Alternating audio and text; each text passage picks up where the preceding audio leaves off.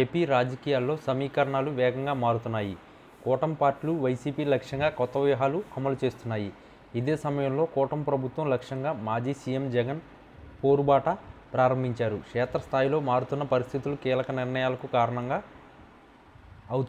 అవుతున్నాయి. 2024 ఎన్నికల వేళ వైసీపీని వీడిన నేతల్లో కొందరు ఇప్పుడు తిరిగి రీ-ఎంట్రీ ఇచ్చేందుకు సిద్ధం అవుతున్నారు. అందులో భాగంగా ఒక కీలక నేతతో ఇప్పటికే చర్చలు జరిగినట్లు తెలుస్తుంది. ఆయన తిరిగి పార్టీలోకి వస్తారని చర్చ జరుగుతుంది.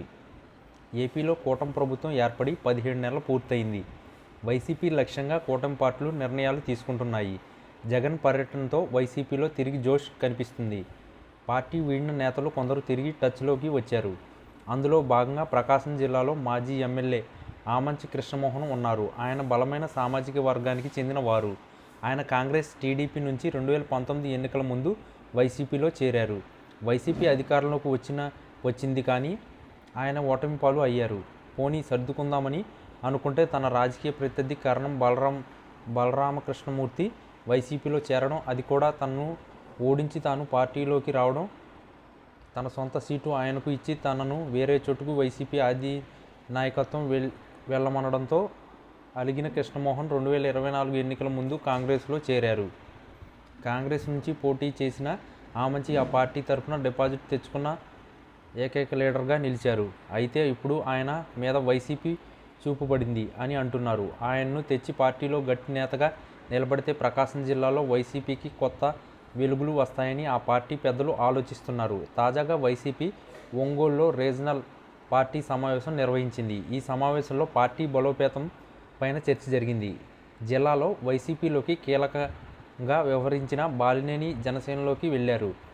ఇక ఆమంచి కాంగ్రెస్ నుంచి బయటకు రావాలని భావిస్తున్న వేళ ఆయనతో వైసీపీ నేతలు టచ్లోకి వెళ్ళినట్లు తెలుస్తుంది. ఆమంచి జనసేన లేదా వైసీపీలోకి తిరిగి వస్తారని ప్రచారం సాగుతుంది.